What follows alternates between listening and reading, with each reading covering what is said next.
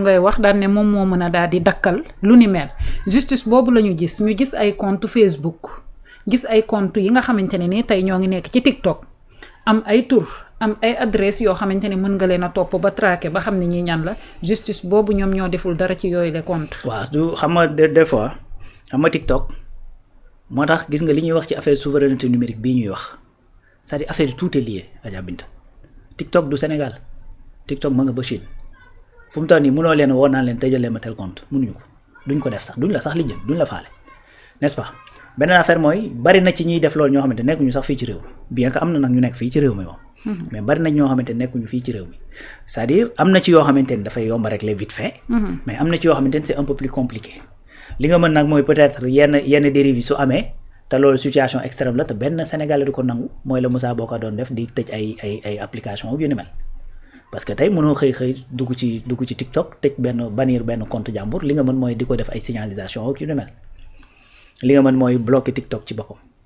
donc dafa am yoo xamante ni dafa am ay difficultés certes mais am na yoo xamante ni c'est plus simple à régler léegi nag yow su fekkoon ni yow yi gën a simple régler woo ko c'est-à-dire kenn du gëm ni am nga volonté régler yi gën a compliqué te yi gën a simple mooy lan mooy li cyber di def maanaam tey yu compliqué yi mu koy enquête ndànk ci suuf enquête ba ne ñiix kocc jàppatee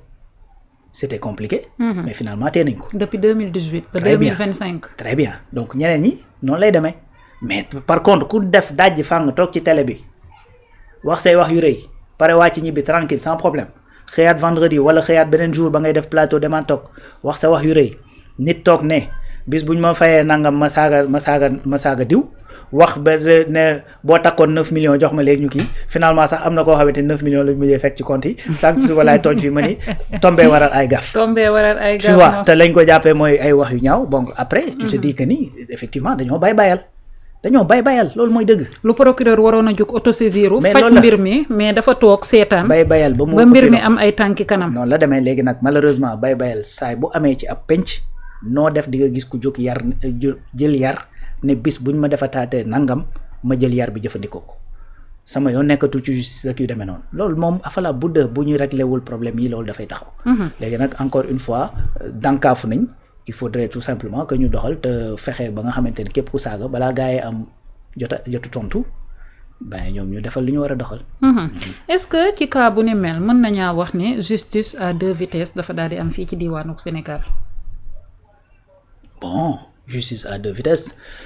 ci cas yi man je ne crois pas donc ku ci nekk nag mën nga ci def sa benn analyse parce que ni ngay gisee koo xamante ni dafa nekk pro pouvoir wala boog ñu koy cataloguer de pro pouvoir parce que tey buñ nee Ngoné Saliou plainte na doxaluñ ay plaintam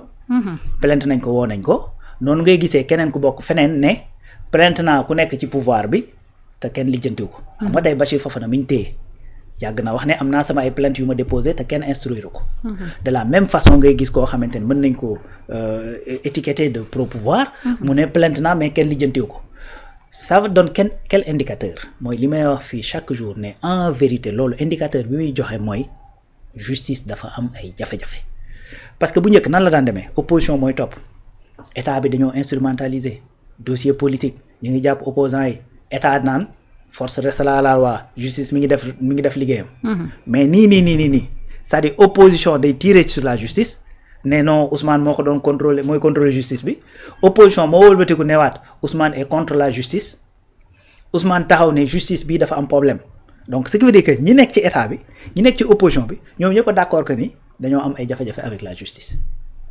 lan moo war a nekk kon solution bi selon mais les réformes def nañu assise de la justice mais il faut appliquer assez vite du mën a régler problème yëpp mais dina régler au moins quelque xam nga par exemple tey procureur am na doole goo xamante ni boo ko xëyee mën naa gis lu ne weng mu ne sama yoon nekku ci mënoo ci dara mën naa gis loo xamante ni lu woyof la mu jóg woolu la mënoo ci dara man nga bëgg ko nga bañ ka keroog ba ñu nga xamante ni ma jàmbal woo nañ ko fii laa toog ci plateau bi ci chaise bii ne woo lii jaaduwul parce que booy woo ni da nga koy woo ci lu dëgër sinon dañuy dem ba dañuy woyofal yow liggéey bi ngay def effectivement fii nga ko waxee woon mais c'est ça mënoo jël benn tweet nii rek nga daal di woo nit ki ci loo xamante ni amul bopp amul génn tweet bu xaw a woyof après mu ñëw génnaat taxaw ci média bi woy dañ ma perdre loo sama temps et cetera te pourtant loo ko bañ xam ne wax na dëgg parce que loolu jarul woon woote. léegi nag yow loolu da ngay dem ba dañ lay discréditer. te ci yu jarul woote yooyu rek la ñuy gis ñu fiy woote. mais c'est ça mais li jara woote dañ ciy daal di sëgg seenu bët duñ ci woo kenn. léegi nag encore une fois moo tax réforme yi ñu war a def ci justice bi ñu war koo baral. voilà tàmbalee ci loolu au moins. puisque gars yi dajaloo nañ ba jàpp ne lii nii kat buñ ko doxalee mën naa joyanti lu bari ci justice bi waaye nañ ko baral te doxal ko. en attendant effectivement que yeneen di mën a feeñ que yeneen ñu koy mën a def. mais en vérité encore une fois seetlul li ma la wax. te demande xoola dafa tâtel le pouls rek. waaw seetlul parce que tey ñun ñoo fi liggéeyandoo. maa ngi yow toog ci plateau bi. techniciens yi nekk fële chaque jour ñu gis ne man ni ñu may cadré du baax. te boo ma nee jooyantiwul bu ma jooyantee dëngaat technicien yi bu ñëwee gisaat ne affaire bi kii na mais à la fin yow à chaque fois da nga may reprocher ni ma toogee. waaw technicien yi à chaque fois di ma reprocher ni ma toogee. man su ma amee xel ne man nag maay problème bi. waaw comprendre nga. waaw balaa ñu lay woo ci ruq di la yedd. waaw noonu la demee léegi nag justice bi malheureusement instant bi loolu mooy problème bi c'est-à-dire ñëpp ay kaas ci justice bi. ñëpp opposition comme pouvoir. donc loolu mi ngi noonu moo tax nag encore une fois il faut que cette autorité là soit rétablie il faut que les réformes yi ñu war a def ñu def ko très rapidement ba nga xamante ni au moins dina am ay secteurs yoo xamante ni ci biir justice bi danañ ko mën a joyante assez vite. et que Alaaji Rawane pendant ce temps ñu ngi ko fi doon waxtaanee ayu bis bi la ñu daal di génn. muy justice bi ak réclamation yi nga xamante ni boobaak léegi ñoom ñooñee nga xamante ne nii ñoom ñoo cee daal di liggéey. ñoom dañaa daal di banque seenub loxo gis nga sax ni démb génneewaat nañu benn communiqué bu daal di nekkaat ab mot d'ordre boo xamante ni 72 heures la ñu wëyal li nga xamante ne nii moom moo di seenub grève boobee pendant ce temps ñuy jooy justice bi nga xamante ni moom moo war a doxul ña war a àtte daal di banque seenub loxo ne mënuñaa àtte ndaxte amuñu li nga xamante ni ñoom ñoo leen war a assister ba ñu mën a def àtte boobu noonu justice bi ñuy joxoñ baaraam justice boobu moom moo retourné waat di topp état lan moo war a mën a nekk taxawaay bi ngir grève yi ni mel mën a dakk. bon je pense waxtaan rek et puis également que syndicalistes yi également ñu dellu si à la raison.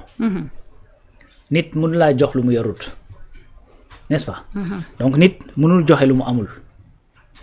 ce que je veux dire par là mooy que ni man les points yi ma jot a gis peut-être am na yeneen. waaw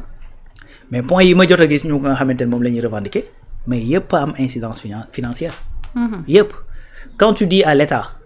bii fi nekk. ak jafe-jafe yi nga xamante ni moo fi nekk te ñu xam ni jafe-jafe yooyu dafay nekk. c'est-à-dire rapport d'exécution budgétaire premier trimestre 2025 dafa ne 2 milliards et quelques la état du Sénégal génne def ko comme investissement 2 milliards et quelques. état boo xamante ni mi ngi nekk ci fi mu war a nekk gis nga 2024 premier trimestre bi c'était 20 milliards état bi 2 milliards Sénégal état dina am 20 milliards yu mu mën a investir jël ko denc ko. mais parce que y a une situation économique et financière qui est là et qui est très difficile. Le Premier ministre a été vraiment franc. Sénégal amuñu problème politique waaye dañoo am problème boo xamante ni économique la. effectivement. donc yow bu fekkee da ngaa jël situation yooyu yëpp nga teg ko sur la place ba pare ne damay grève de façon illimitée chaque fois damay dàbbale ay 72 heures et 48 heures ñu laaj la pourquoi nga ni il faut que ñu jox ma 19 mois d'arriéré de prime. 19 mois d'arriéré de prime. c'est trop. nga ne il faut que ñu jox ma samay indemnité de logement. il faut ñu reclasser effectivement ñi nga xamante ne ay hiérarchie lan lañ B2 yóbbu leen lan A2. donc da nga leen di yóbbu noonu rek garder leen les mêmes salaires que yi nga xamante ne moom la ñu yoroon ci B2 bi. mokk augmentation foofu mu am. mais mi ngi noonu léegi le ministère de la justice te dit d'accord léegi li ñuy def mooy balaa ñii ñu leen di reclasser nañ dem jàngiwaat ba am diplôme tolloog au moins ñi nga xamante ne ñoom lañ leen war a tollale mais kooku au moins mi ngi am volonté. te tijji na centre de formation judiciaire ngir dugal leen ci. mais mi ngi noonu. mais encore une fois c'est-à-dire pour man démarche bi nga xamante ne moom la enseignants yi def pour man quelque part c'est un peu plus responsable et loolu moo gën a patriotique mooy que ni d'accord suñ revendication yu bari na mais il faudrait que lépp loo xamante ne revendication la bu amul incidence financière. valider leen ko tout de suite sinon nous on part en grève li nga xamante ne nag dafa laaj xaalis xaar leen ba ci kanam tuuti. pour man loolu mooy taxawaay bi nga xamante ni moom mooy taxawaay patriote patriote au sens large nag je parle pas de Pastef. au vrai sens du terme. Voilà au sens large du terme. tu vois donc pour man loolu mooy taxawaay bi nga xamante ne moo war a am parce que justice également du n'importe quel secteur. déedéet. justice ak santé du n'importe quel secteur c'est-à-dire dafa am incidence directe dans la vie et la liberté des gens. fu mu toll nii am na ñoo xamante ne tey bis bu grève bi jeexee day fekk waroon nañoo génn kaso peut-être il y a 2 mois wala peut-être il y a 3 mois. wala ñii peut-être plus da nga leen nar a daajaat foofu parce que am na ñoo xamante ni délibération la ñuy xaar. kese te coono ñuy délibéré am na ñoo xamante ni peut-être que peine bañ leen war a tëdd nañ ko ba noppi. wala sax dañ leen war a libérer purement et simplement. donc il faut que loolu aussi nga koy sóoraale. c'est vrai sa employeur moo am obligation de matériel de moyens moo am obligation de moyens moo la war a teg dans des conditions et tout. mais encore une fois il faudrait que employeur boobu nga permettre ko mu mën a nekk dans les dispositions pour mën a def loolu sinon bu la mettre dans les conditions ba pare wëlbatiku ruiné wu mais su boobaa également c'est-à-dire yéen ñaar a ciy bokk yam c'est-à-dire il faudrait que ñu comprendre loolu s'il le faut même changer forme bi nga xamante ne moom la ñuy gréver mën nañoo grève syndicale et tout ça c'est-à-dire tu demandes 100% bu 30% ñëwee mais prends après li ci des nga ne ko kat bu ñëwul fii ak at wala fii ak 6 mois wala nangam danaa grévaat wala au moins ngay def sax sa service minimum ñu xam ne kat yow yaa ngi sóoraale au moins ces assujettis yi nga xamante ne ay innocents yu nekk ay innocents très bien nga ni man kat ce que je vais faire mooy que ni tous les lundis je pars en débrayage wala tous les lundis et mardis mais mercredi jeudi et vendredi mais nga liggéey au moins xam nga liggéey bi du dox comme ni mu war a doxee mais du taxaw aussi de façon définitive parce que am na loo xamante ne nag wax dëgg fa yàlla à la fin man pour man vraiment c'est dénué de yërmande dañ na ci daal. il faut pas qu'on oublie qu'on est des êtres humains encore une fois quel que soit lu ñu fi mënti loolu xoolal bis day jot mais dañuy dem. te gis nga grève bi ma dolli la ci dara. ñoo ngi jëm ci li nga xamante ne moo di ay vacances judiciaires. te ci mois d'août bi la ñuy dem ci vacances judiciaires te suñu demee da lay leer ne la lépp lu ñu war a délibéré dafay daal di taxaw day xaar loolu nag gars yi il faut que gars yi tamit ñoom ñu jàpp ci beneen affaire tamit mooy il faut état mais est-ce que gisuloon tamit dafa ñàkk manque de fermeté ci côté état ni mu war a mën a taxawee ci ñoom parce que di grève su weer deewee dañ lay jox sa salaire du daggub salaire du dara boo xamante ne am na ci c'est la loi c'est que un état ne peut pas être hors la loi état de droit la ñu wax donc dafa am loo xamante ni malheureusement xam nga mënoo dara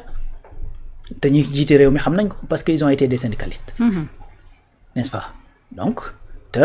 syndicats yi ñoom yi ñu jiite woon wax dëgg fa yàlla c'est des syndicats yoo xamante ne aussi dañoo virulent woon ba pare dañoo weñ loxo état Abdoulaye Wade n'a jamais voulu que impôts et domaines am syndicat mosu koo bëgg parce que dañoo wax ni service bi ëpp lu muy dugal xaalis ci sama budget du ma seetaan muy am syndicat ma soxla fa xaalis ñu grève sama budget bii duñ ko mottali donc il n'a jamais voulu mais lijjanti moo tax souvent je rappelle aux gens que ni des fois ñiy foog ni mën nañoo wax Ousmane nii rek wala ñu xoxatal ko wala ñu pousse ko rek mu daal di bàyyi c'est-à-dire il faut que ñu remonter un peu quelques années ci gannaaw pour xam moom lan mooy parcours am moo tax Ousmane neexul la xoxatal neexul la changer de ses positions parce que syndicaliste bi nga xamante ni moom la doonoon maintenant il faudrait que certes état dox jëm ci ñoom mais il faut que tamit greffier yi tamit ñoom ñu dellu si à la raison xam ne li ñuy demander wax dëgg fa yàlla actuellement nii ce serait extrêmement compliqué pour cet état mu mën a régler loolu. quasiment même impossible voilà c'est quasiment même impossible parce que yow mënoo ñëw imagine toi loolu yëpp nga bëgg koo dajale lépp xaalis la laaj. donc même y a d'autres secteurs yu fi ne te beneen affaire man que j'ai su samedi passé. waaw naka même bi ñuy def nu ma koy tuddee ci dialogue bi pour ak pacte de stabilité sociale bi mais ñoom demuñu woon. la subsiste. demuñu woon man bërki dem la ma ko kii ma ne que loolu man dinaa ko vérifier et tout ça. J'ai pas pris le temps de bien vérifier mais j'ai confiance en ki ma ko wax mu ne ma ils étaient pas présents donc mu ne ma comme ils étaient pas présents donc kon gars yi xëy na lii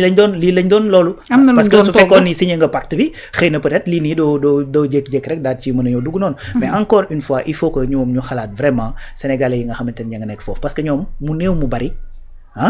ñi ngi xëy di wàcc di am salaire di am peut-être ay indemnité di mën a paas di dem di ñibbeeg